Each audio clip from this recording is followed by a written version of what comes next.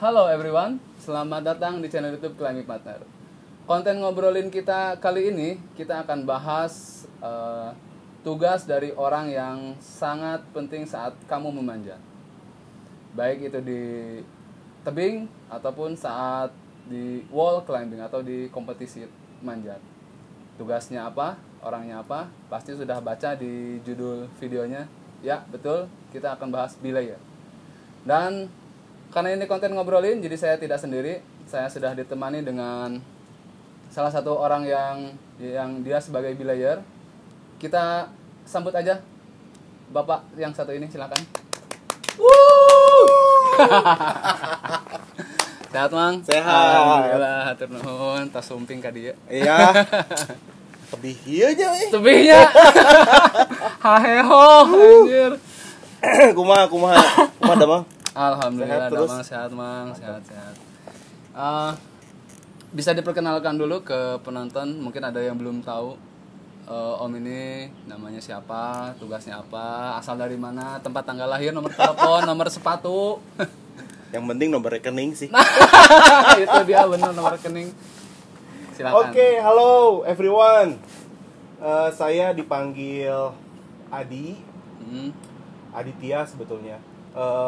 Saya lahir di Bandung, tinggal di Bandung.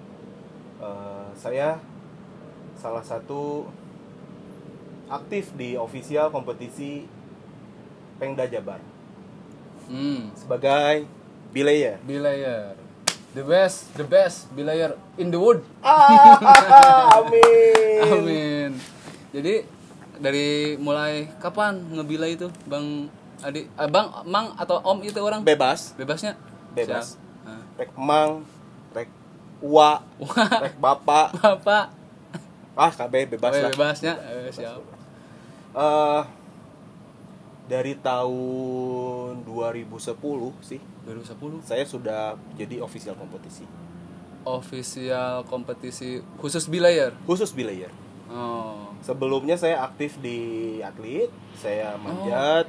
atlet Saya- dulunya. Ya, Serius dengan Betul. badan seperti ini? Woi, ini sudah beberapa kali lipat dari badan yang sebelumnya, Bro. Oh, iya. Ya. Jadi karena jadi belayer jadi badan seperti ini, atau emang belayer itu badannya harus gempal atau gimana? Intinya saya sangat bahagia aja. Oh ya, benar-benar emang bahagia bisa nambahin berat badan sih. Betul. Oh, jadi dulunya itu atlet, Atlet. terus pensiun. Pensiun 2006. Dari kapan mulai manjat sebagai atletnya? Mulai manjat itu tahun 97 98. SD kayaknya orang. Saya geus dosa. 98. Ya, 97 98 saya aktif, saya sering ikut kejuaraan di Bandung maupun di luar Bandung, Jakarta dan lain-lain gitu. Nah, begitu saya menekuni dunia itu, saya suka dan akhirnya Dunia atlet. dunia atlet karena saya terlahir memang awalnya memang dari sport climbing. Saya memilih sport climbing bukan dari pencinta alam dan lain-lain, tapi memang saya jalurnya memang langsung latihan untuk atlet gitu. latihan untuk sport gitu. 2003 Porda pertama di Indramayu. Saya Lomba pertama jadi atlet tuh. lomba pertama Iya. mewakili daerah Daerah mana? Indramayu waktu itu. Oh, dari Karena Indramayu. Dicepol gitu, di transfer pemain. telaku di Bandung, we. Jaragoan Bandung. Nah, Monster akhirnya Hungkul, ya. saya bawa nama Indramayu 2003. Saya masih manjat saat itu sampai Porda terakhir itu di Karawang 2006. Oh, di Karawang. Ya, itu Porda kedua. Karawang. Tahun sabaraha eta di Karawang? 2006. Oh, 2006. 2006 orang kuliah. Saya sudah itu akhir dari Kuliah SMA. atlet. Akhir atlet. Setelah di itu situ. saya pensiun. Terus memilih jadi belayer. Ya, awalnya nggak mau awalnya nggak mau. Berarti dia ada yang ngajak? Nggak. Jadi 2007 2008 saya sudah tidak pernah melihat dunia pemanjatan dan lain-lain. Tapi saya sering terbawa mimpi, suasananya masih di kompetisi dan lain-lain. Soalnya Saya masih di situ gitu ya. Soalnya tuh nggak hilang gitu. Jadi pada akhirnya 2006 saya, karena kebetulan pengurus daerah dan atlet-atlet yang ada di Jawa Barat saya kenal. Jadi saya mengajukan diri untuk menjadi bilayer. Okay. Kenapa saya menjadi bilayer? Karena saya tahu apa yang dibutuhkan seorang pemanjat di kompetisi. Saya tahu apa yang dibutuhkan pemanjat saat di kompetisi. Betul. Apa aja tuh? Ya, contoh, pemanjat itu dia akan menyelesaikan rute-rute yang diberikan di saat kualifikasi, semifinal, bahkan final, harus dengan keadaan nyaman dan tenang. Salah satunya itu. Saya tahu rasanya karena saya mengalami. Saya tahu kebutuhannya ketika pemanjat dari pengaman perintisan itu, runner 1, runner 2, saya tahu harus ngasih slack. Saya tahu di mana dia bakal pasang clipping dan lain-lain. Saya tahu saat posisi-posisi itu. Jadi tidak ada miss. Jadi yang penting pemanjat nyaman, manjat dengan tenang, tidak perlu memikirkan yang di bawah, dan dia nyaman manjatnya. Di kompetisi itu kenapa? Kan kalau manjat di tebing kan kita datang ke tebing bareng teman, terus kita bisa saling belay. Kenapa di kompetisi disediakan belayer? Tidak, si pemanjatnya itu tidak bawa temannya sendiri gitu. Karena rata-rata kan di kompetisi yang bisa memanjat, yang bisa belayer ya orang-orang atlet sendiri. Jadi kan ada beberapa kualifikasi dan semifinal kan tidak boleh. Tidak boleh misalkan saya manjat duluan nih, terus nanti saya bilayin sama kamu ya, sama pemanjat lagi. Nah, itu nggak boleh. Kalau sama ofisial timnya dari daerah? Itu setahu saya belum boleh. Berarti jadi memang ofisial kompetisi itu dibentuk untuk sarana kompetisi pertandingan tersebut. Jadi dari belayer, juri, pembuat jalur dan lain-lain itu sudah sepaket. Dari situ. Jadi di kompetisi itu belayer itu bisa disebut fasilitas atau apa? Ya, fasilitas pemanjat. Ya. Jadi barang. Ya. Begitulah. Jadi angkor. Jadi angkor ya. Angkor ya yang sering dilupakan. Nanti kita akan bahas ke situ. Cuman untuk di awal-awal ini berarti ada ininya apa? Ada pelatihan atau kursus atau buat jadi belayer kompetisi? Saat itu tidak ada. Untuk menjadi belayer kompetisi itu sampai sekarang juga belum ada sertifikasinya. Tidak ada sertifikasi. Yang baru ada itu dari juri pembuat jalur. Itu ada dari daerah kota tersebut, domisili tersebut, nanti ke daerah. Jadi ada C3, C2 dan terakhir nasional itu C1. Gitu. Tapi sampai sekarang belayer itu belum ada dari federasi mungkin. Dari federasi. Buka kursus atau sertifikasi belayer. Belum ada. Berarti kalau di setiap kompetisi yang sering dilaksanakan itu belayer itu cuman dibuka, kita ada kompetisi, kamu jadi belayer deh gitu. Ya, saat ini sampai by phone aja. Ya. Terus cara si orangnya buat meyakini si orang ini nih yang kita ajak atau kita tunjuk jadi belayer, dia kompeten gak jadi belayer nih? Ya, jadi yang pasti mereka tahu kalau saya dari dulu kan memang dimanjat. Saya bisa manjat. Ya sebaiknya yang bisa manjat itu bisa jadi belay, bro. Mereka tahu ya pengalamannya dari manjat, oh dia bisa jadi belayer. Gitu. Jadi si pemanjat itu harus bisa belay juga ya?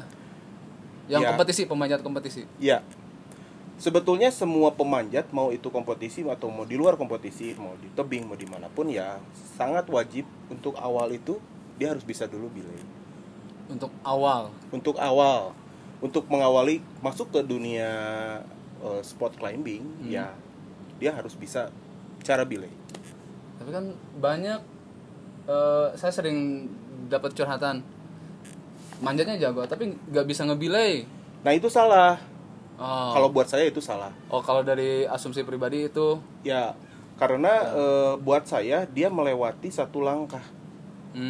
Jadi kalau ada tangga itu step pertama dia langsung loncat ke manjat.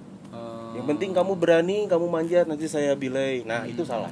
Kamu mau manjat, sebaiknya kamu belajar dulu nih belay. Ini loh alat yang dipakai. Kenapa harus seperti itu? Si pemanjat harus tahu saya memanjat itu aman nggak? Dia pakai talinya bener nggak? Pakai alat yang digunakan bener nggak? Sesuai dengan prosedur. Ini bisa benar-benar mengamankan saya tidak? Bukan cuma manjat weh.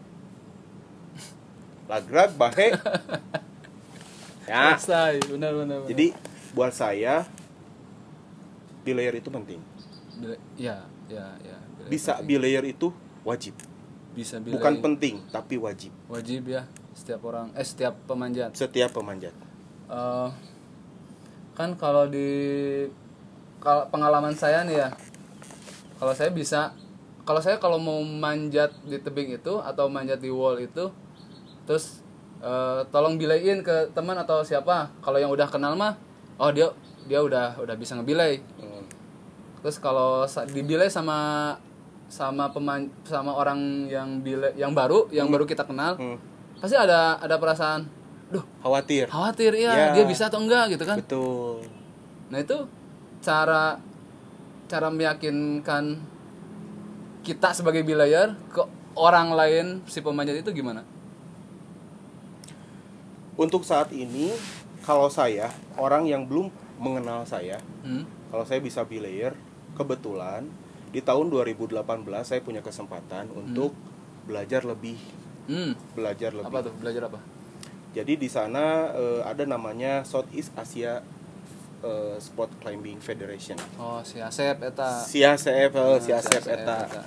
Jadi ada level 1, ada level 2, ada level 3 dan instruktur dan seterusnya. Level 1 itu pembelajarannya hanya belay. Level 1 hanya belay. Belay top rope. Belay top rope. Ya. Bangkor sudah terpasang di atas. Hanya itu. Jadi 5 step for belay. Ya, betul. 5 step for belay. Kalau itu yang level 1, level 2-nya? Level 2-nya baru belay leading. Belay leading. Betul. Nge-slack gitu ya, terus ya. Ya, pemanjatan perintisan kan. Kalau belayer yang profesional tuh gimana? Kenapa bisa disebut profesional kalau dia udah apa gitu kalau belayer? Tidak ada kesana sih. Tidak ada kesana. Cuman yang pasti buat saya belayer profesional itu dimana dia sering banget ngebelay, terutama di kompetisi. Gitu. Kalau untuk ngebuktiin ke orang yang belum mengenal, saya bisa memperlihatkan kartu itu ya, level saya, sertifikat saya, kita bisa jelasin saya pernah ini ya. Di sini ada materi ini, jadi kalau saya yang bela tenang aman gitu ya. Nah itu bisa dipertanggungjawabkan jika ada apa-apa. Ya dari situ. Tadi mulai ngebela itu tahun 2010 jadi belayer di kompetisi. Betul. Dari 2010 sampai sekarang udah berapa kompetisi tuh? Waduh. Saya tahu, tapi duit mah nggak jadi apa-apa, Bro. Harus disetorin ke yang di rumah. Nah, itu Kayak jasa ya. Kalau belayer ini ya. Betul. Kita Jasa. Apa tuh suka dukanya jadi belayer kompetisi?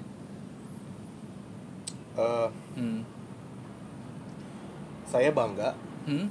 sangat amat bangga ketika seorang pemanjat memanjat dengan tidak ada rasa khawatir, menyelesaikan jalur yang dipanjat, turun dengan aman, lalu dia bilang makasih. Itu adalah kebanggaan saya. Itu Hanya itu. nuhun gitu, makasih. Nuhun. Eta hungkul, bro. Kata hongkulnya. Da ya Merinding anjing. Ya. ya karena menjadi seorang bilayer itu, aduh gimana ya istilahnya, Bang, saya mau manjat ya, saya nitipnya nyawa orang gitu. Oh, benar ya. Jadi kan saya kudu fokus, Iya, kita tanggung jawab sama nyawa mereka ya. tanggung jawab sama nyawa mereka jika mereka terbentur, apalagi sampai jatuh gitu kan, ke bawah, ke dandasan. Itu menjadi tanggung jawab seorang bilayer. Nah, itu kalau ada pemanjat yang jatuh gitu sampai luka, kita yang disalahkan, bilayer. Betul, kita disalahkan. Pernah? Belum pernah. Alhamdulillah. Tong sampai. Amin, tong. Sampai saat ini belum pernah.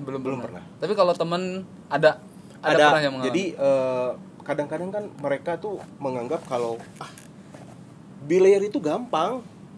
Gampang lah ngebilai mah, gampang lah ngebilai mah. Ya menurut saya nggak gampang. Karena saya harus benar-benar fokus. Setiap gerakan pemanjat saya harus perhatikan. Kebutuhan pemanjat tali slack atau take gitu kan, ketika dia fall, saya harus memperhatikan. Benar-benar saya harus perhatikan. Bayangin gini ya, pemanjat dia manjat 5 meter, 8 meter, terus dia mau jatuh. Nah, di jatuhan itu karena karabiner yang dikaitkan baru 5 misalkan, selanjutnya belum dikaitkan, itu kan ada slack tuh jauh. Nah, saya harus menghitung gimana caranya si pemanjat itu tidak membentur, misalkan ada volume yang tajam, yang apa. Saya harus menghindari benturan itu. Jadi saya harus cepat turunin ke bawah, tapi dengan keadaan aman. Iya. Jadi tetap harus hitung, bro. Harus spekulasi ya. Mau jatuhnya mau ke sini nih. Saya harus gimana nih? Prediksi terusnya, kalau di sini gimana, kalau di sini gimana, kalau di sini gimana. Jadi cuman bukan ya oke, bilai memang gampang. Gampang banget bilai. Tapi insting, feel ya, benar ya. Feel. Karena apa? Saya itu harus merasakan pemanjat itu sendiri. Gimana kalau saya yang manjat? Toh saya nggak mau ngebentur. Ya, benar. Saya nggak mau jatuh terlalu cepat ke bawah gitu kan. Itu kan banyak ya, banyak sekali. Ya, kemarin saya lihat yang manjat dituruninnya berat gitu langsung kebayang eta ngahlapna. Iya. Itu nggak boleh, harus. Takutnya kan ada trauma. Benar. Kalau trauma itu kan sembuhnya bukan cuma sama bala-bala, bro. Lila, trauma hati. Trauma itu memang orang ya banyak sih, senior orang lain dan lain-lain juga banyak menyepelekan seorang bilayer. Termasuk atlet sendiri. Gampang lah ngebilai mah, tapi ternyata waktu ada misalkan dia ngebilai ternyata ada kejadian dan lain-lain kan, dia baru tahu ternyata bilai itu nggak gampang. Banyak juga kejadian-kejadian yang sebelumnya menyepelekan tugas seorang bilayer. Tugas seorang bilayer saat kompetisi itu dari awal sampai akhir gimana tuh? Dari awal sampai akhir pemanjatan. Ya kita harus tahu jadwalnya, pemanjatnya berapa, terus kita harus jaga stamina kita, terus tugas kita memastikan sampai final dan sampai selesai tidak ada cedera. Siapa yang cedera? Cedera atlet. Kalau kita yang cedera? Ya nggak tahu, orang lain mengikirin ke sana, bro. Jadi di satu kompetisi itu ada berapa bilayer? Biasanya 4. Tapi seringnya sih berdua juga sering. Kebayang seharian saya ngebilai sampai jam 1:30 pagi, 1:30 pagi. Wai. Bayangin, atlet ratusan ngebilai duaan. Paling ratusan. Nggak Orang boleh saya ngantuk, nggak boleh saya males-malesan, nggak boleh saya bari ngopi ngebilai, nggak bisa kan. Tetep we kudu fokus. 100 jelema gitu kieu we. Heeh. Jadi aya latihan fisiknya apa bilayer ini? Ah, Latihan gitu, angkat beban lewat. Di beberatan ku munding. Emang kerasa sih jadi bilayer tuh kalau yang manjatnya lama, misal kalau di tebingnya begini, aduh pegal, udah ngopi apa gitu kan. Kebayang ini 100 pemanjat dibilai sehari. Hai. Aplaus dulu. Berarti penghargaan tertinggi buat bilayer itu saat si pemanjat bilang makasih. Betul. Ada yang nggak bilang makasih. Banyak. Reos begitu. Banyak. Terutama khususnya di Indonesia. Saya miris banget gitu. Maksudnya ketika si atlet memanjat terus dia nggak bilang makasih, atau bahkan saya sempet dilempar tali dia Tali manjat, ke muka saya. Sempet. Mana dia beres turun manjat. Turun manjat. Buka, lempar ke muka saya. Saya tahu keadaannya. Waktu itu kan keadaannya pemanjat tersebut belum bisa menyelesaikan jalur. Dia nggak tembus. Emosi, kebawa emosi, bro. Anjir. Dia buka, lempar ke muka saya. Take 2 tadi parem 10 menit kalewat. Ampuraman. Kalem. Malum dah Klami Pater mah ecek-ecek, Mang. Oh, untuk receh. Itu. KBG di awal dari ecek-ecek. Kayak jadi kerecek. Jadi esek-esek. Geus esek-esek mah mahal awes. Kalau ngebilai udah lama dari 2010. Kalau level kompetisinya udah lokal internasional? Level kompetisi lokal pernah, level kompetisi daerah Porda, level kompetisi nasional sampai Pekan Olahraga Nasional. PON. 2016 saya tugas di Cikole, 2021 saya tugas di Papua. Papua ikut kemarin? Wih, malaria, aing malaria. Malaria. Penyakit kena malaria di sana. Kena malaria. Pulang udah kompetisi di PON Timika. Pulang 1 minggu dari di sini. Saya masuk UGD, bro. Astaga. Itu ada asuransi dari PON-nya? Ada nggak ya? Nggak ada.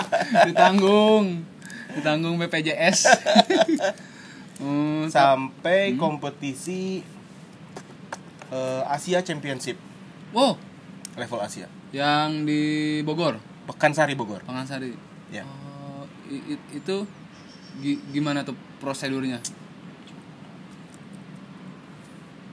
Prosedur pemanggilan ininya misal. Prosedur pemanggilannya kebetulan saya sangat beruntung dipercaya oleh FPTI Pusat pengurus sana, dan saya dilibatkan, saya dipanggil dengan surat tugas. Jadi asa kenegaraan ini mah Indonesia 77 tahun Indonesia. Begitu ada nama saya, kamu jadi bilayer di Asia Championship. Aduh. Bakal ngebilai orang Jepang, Korea dan lain-lain. Asia, bro. Pemanjat dunia. Ngebilai Ultraman. Ah. Itu beda gak ngebilai orang Indonesia sama ngebilai orang luar? Itu beda banget. Apa tuh bedanya? Attitude. Ya. Pemanjat luar, terutama Jepang, yang saya sangat terharu ya. Saya ngebilai orang Jepang, mau cewek atau cowok gitu ya. Begitu keluar, sebelum dia melakukan pemanjatan, dia menatap mata saya, terus dia bilang gini. Dia nggak bilang cuman gini. Hormat itunya. Manjat, terus turun, sampai dia bilang, arigato. sampai saya disalamin. Hatur nuhun gitu. Itu bangga saya. Aduh, bangga pisan, Bro. Dihatur nuhunkeun ke orang Jepangnya. Inti nama hatur nuhun ya. Hatur nuhun. Yang sampai saat ini saya masih kesel. Ada satu orang bukan pemanjat hebat. Masih pemanjat biasa. Dia ikut kompetisi karena saya merasa kenal sama dia. Saya bilai dia tidak bisa melakukan pemanjatan dengan top. Dia jatuh di tengah, dia turun. Saya itu lihat pemanjat sebelumnya posisi kakinya di sebelah sini. Nah, saya kasih tahu harusnya tadi gini loh, gini. Jawabannya apa coba? Gak apa-apa, daripada cuma jadi belayer. Applause. Oke. Gak apa-apa, daripada cuma jadi belayer. Nyeri hati ya teman sumpah. Saya ingat sampai sekarang. Siapa namanya? Ada deh. Nah, di bawah sini ada. Ada. Di kolom komentar ya nanti ya. Surprise. Orangnya masih hidup. Iya, sampai sekarang. Kalau dia nonton sekarang, wah, ulah gitu atuh. Kamu mau manjat solo? Oke, itu dinamikanya berarti ya. Dinamikanya. Kalau dari teknisnya, kalau alat-alatnya itu apakah alat ini aja atau ada alat bilai yang lain? Biasanya saya selalu pakai ETC untuk kompetisi. Pakai ETC. Ini yang paling gampang, paling ya, dan ini memang peruntukannya untuk bilai. Nah, dan saya bawa ini grigri. Grigri itu biasanya kalau misalkan di tengah waktu sisa peserta biasanya suka ada pembersihan jalur, ada misalkan hujan dielapin jalurnya. Nah, ini biasanya saya pakai grigri untuk ngebilai pembuat jalur bersihin si poin. Oh, jadi kalau pas saat pemanjat lomba mah saya pakai ETC. ETC. Betul. Harus pakai ETC. Harus pakai ETC. Tidak Semua. ada yang lain. Tidak ada yang lain. Tidak ada yang lain. ETC. Kalau yang grigri untuk jalur, pembuat jalur. Karena kan kadang dia minta di take kan si talinya supaya kencang kan, supaya dia nggak turun. Jadi saya pakainya grigri. Jadi nggak capek nahannya, bro. Oh, benar. Ya, kalau ETC kan manualnya harus digenggam terus. Iya itu. Iya. Kalau kecelakaan kan alhamdulillah ya tidak pernah dan semoga tidak akan terjadi. Iya. Kalau saya selalu berdoa. Begitu kompetisi acara mulai, saya selalu berdoa supaya acara ini berjalan dengan baik, tidak ada insiden maupun ofisial kompetisi ataupun atlet dan acara berjalan dengan lancar. Saya selalu doa. Setiap babak kualifikasi, babak semifinal, babak final, saya selalu doa. Saya tidak pernah lepas dari doa. Karena bagaimanapun memang Tuhan yang menentukan apapun itu. Sekuat, sehebat apapun kita, saya selalu doa dan menyerahkan sama Tuhan. Pernah kalau kecelakaan itu dari pemanjatnya, kalau kelalaian dari bilayernya, terlepas itu om atau orang lain, ada? Dulu saya ngaku aja ini 2010 karena kan tadi saya cerita kalau bilayer itu harus fokus, tidak boleh ngantuk, tidak boleh merasa lelah dan lain-lain, tetap harus on fire, bro, di setiap jalannya kompetisi. Pada saat itu saya benar-benar capek, tidak ada peran pengganti, saya tetap ngebilai. Jadi itu pemanjatan speed, ada 2 jalur, kanan dan kiri. Nah, saya salah fokusnya ke pemanjat yang sebelahnya, bukan yang sayanya gitu. Pas begitu turun dia rada cepat, langsung saya cepat-cepat gitu.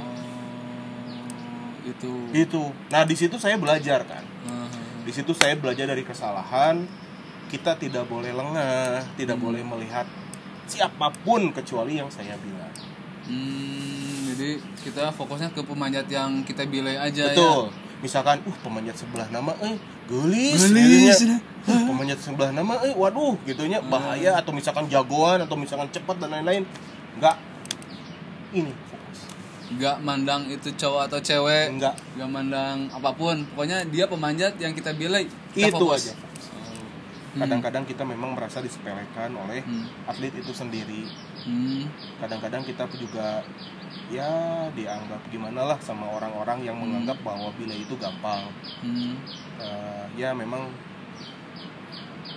peran dari seorang federasi juga penting gitu kan, merangkul semua yang terlibat di kompetisi. Saya juga pengen misalkan setiap kompetisi seorang bilayer nih didatangin oleh presiden juri, coba bilayer kumpul misalkan, apa nih kendalanya, apa nih kita bahas. Jadi kadang-kadang saya suka sedihnya misalkan begitu setelah selesai hari itu misalkan juri-juri itu pada kumpul ngebahas apa kendalanya dan lain-lain apa segala macam, kita tuh nggak pernah diajakin. Ya gitu kita mah ya udah gitu ya mudah-mudahan kedepannya semua orang juga yang terlibat di pemanjatan peka terhadap kami bilayer ini. Jadi ada gak nih Federasi Bilayer Indonesia? Ada FBI. Nggak ada sih. Nggak ada sih. Tapi kita ada punya tuh t-shirtnya memang Bilayer Squad. Bilayer Squad. Ya. Jualan nih? Enggak. Kalau ada bisa diiklanin. Bener. Nitipnya, Bang. Siap. Ya itulah maksudnya. Ya kenapa bilayer itu memang nggak gampang. Ya. Kenapa saya sampai mau sekolah lagi di Asia Federasi itu, di Asia Tenggara, karena saya tahu peran bilayer itu harus seperti apa. Penting banget ya. Penting banget. Nanti pun teman-teman juga bakal tahu, ternyata begini. Menjanjikan gak sih jadi seorang bilayer di dunia manjat kita yang sekarang ini? Menjanjikan apanya nih? Finansial? Ya gimana ya? Ya sebaiknya mah jangan cari uang dari bilayer. Tapi cari? Ya hanya untuk ngebantu orang dan memang kita hobi di dunia manjat ya boleh. Tapi kalau misalkan mau cari uang dari bilayer, jangan. Karena lomba tidak akan ada setiap hari. Ya. Gitu. Event-event besar tidak akan ada setiap hari. Jadi selain bilayer ini kegiatannya Om Adi ini apa? Di luar dunia manjat? Saya masih manjat. Saya kadang-kadang meskipun badan kayak gini juga saya kadang suka manjat multi pitch. Karena kenapa saya masih melakukan kegiatan itu? Supaya saya tidak pikun dengan safety. Oh iya benar ya, di refresh terus ya. Saya tidak pikun dengan itu. Terus saya. Kalau sehari-hari saya jualan. Ada ini ya. Ada usaha. Dan saya bapak rumah tangga. Oh iya benar. Saya anak rumah tangga. Tapi enggak nyemprotin burung terus kita pakai sarung ya. Enggak, beda. Oke, main catur, ngubur manuk. Enggak. Yang produktif lah ya. Iya. Alhamdulillah. Harapannya apa? Harapan saya jadi seorang bilayer, harapannya cuma satu, untuk setiap pemanjat peka dengan peran bilayer. Dan cita-cita saya pengen bertugas di kejuaraan dunia. Ini nanti September ya? September ini ada kejuaraan dunia di Jakarta. Ya. Mudah-mudahan masuk kalau situ, misalkan saya diajak sama pengurus pusat punten abinya bilayer Bandung. Abi oge matoannya. Matoan.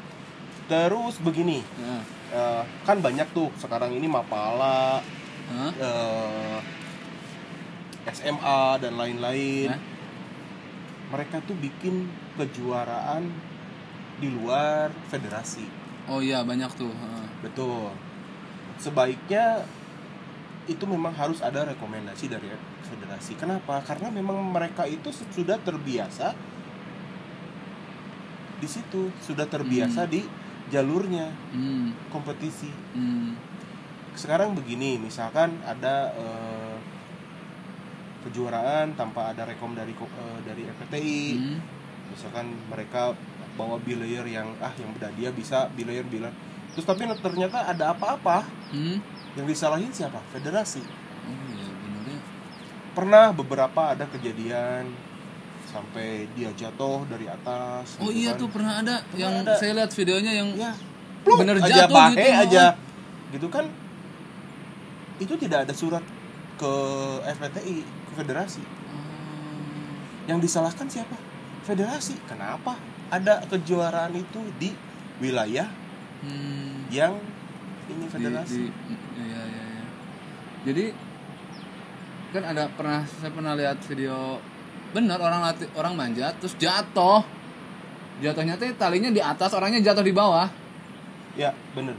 Jadi kalau pertanyaannya berarti untuk di kompetisi siapa yang bertanggung jawab masang tali delapannya ke harness? Nah, kalau untuk belayer pasti belayernya. Karena gini, kadang-kadang kan si pemanjat itu begitu dia masuk ke kompetisi, dia punya mental, punya rasa khawatir dan lain-lain. Khawatirnya pun bukan khawatir cuma nyawa, tapi takut kalah, takut nggak masuk ke semifinal atau final gitu kan ya mentalnya. Itu saya banyak banget lihat pemanjat hebat di Jawa Barat ini salah menyimpulkan tali, salah simpul, pernah salah masuk simpul. Jadi bilayer harus peka. Sebelum pemanjatan saya lihat dulu simpulnya. Saya nggak peduli dia hebat pemanjatnya, saya nggak akan peduli.